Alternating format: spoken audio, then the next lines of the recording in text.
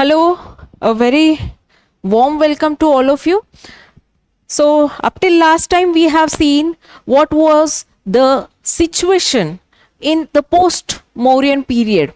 We have seen how economy was been impacted due to the weaker rulers, how the political fragmentation took place in the post Mauryan period. And after this, we are also going to see some parts of Indian subcontinent. Now, last time we have seen the first part of political fragmentation. Now, in this session, we would be discussing about the second part of the political fragmentation or the political scenario in the post-Mauryan period. So last time we had seen the Shunga dynasty, the Kanva dynasty. After that, we have also seen the Chedi dynasty with respect to your Kalinga location. If you remember, we had discussed that here first Shunga dynasty came after the Mauryan period, after defeating the Brihadrath, okay, the last ruler of the Mauryan period. After that, we have seen that it was Kanva dynasty who would be following the Shunga dynasty. Okay, after that, we have also discussed about the Kalinga region, or what we call it as Chedi dynasty. Okay, Chedi dynasty, and we have also seen about the Kharvela architecture. Kharvela architecture. Beyond that, we have also seen how Satavahanas came into power and how they established their own rule.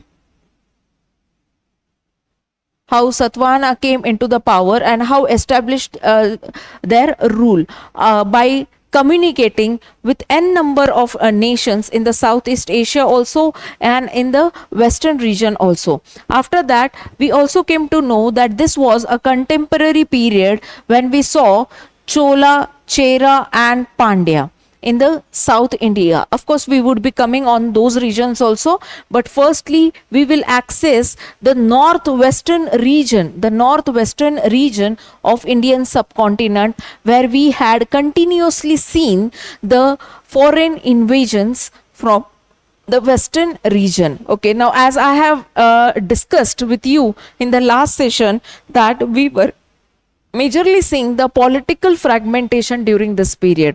So this political fragmentation was one of the major reason why did we experienced the foreign invasions from the northwestern subcontinent. Okay, so here in the northwestern Indian subcontinent, we would be first seeing, now I'm giving you a mnemonic, okay, ISPK.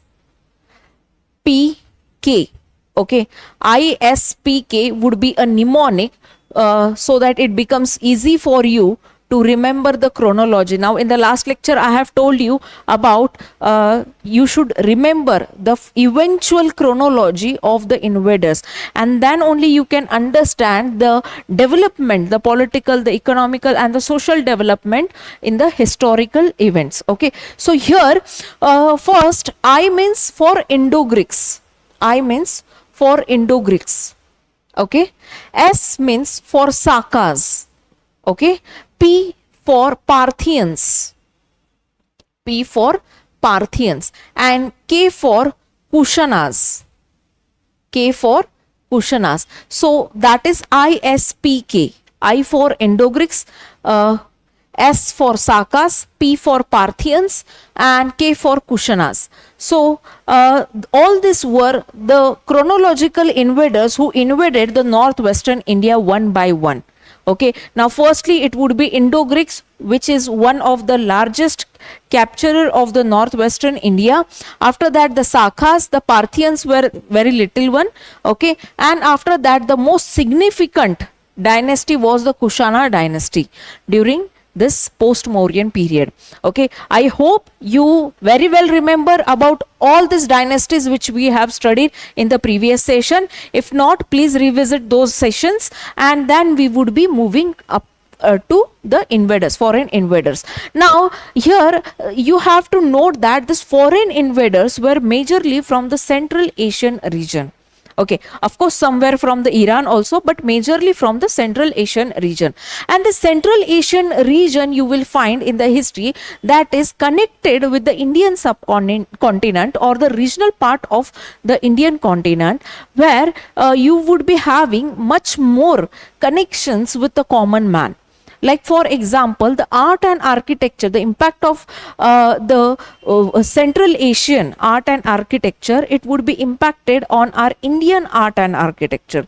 Secondly, we were also having the trades with the Roman people. Okay, like in the last lecture, I have told you how India traded with the Roman people from the Gujarat and the Maharashtrian ports. Okay, so during that phase, I have told you that we traded with the Roman people, and we had much of the impact on our culture due to this connections. Okay, after that, I have also talked to you about the connection of Indian subcontinent with the Southeast Asian nations.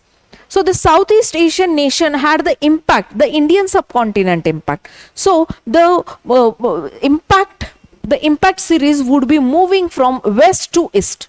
Okay, that is, the Iran and the Central Asia would be impacting Indian subcontinent, and Indian subcontinent would be impacting the Southeast Asian nations. So this is how the circle goes around. Okay, now let us start with what were the effects of the connections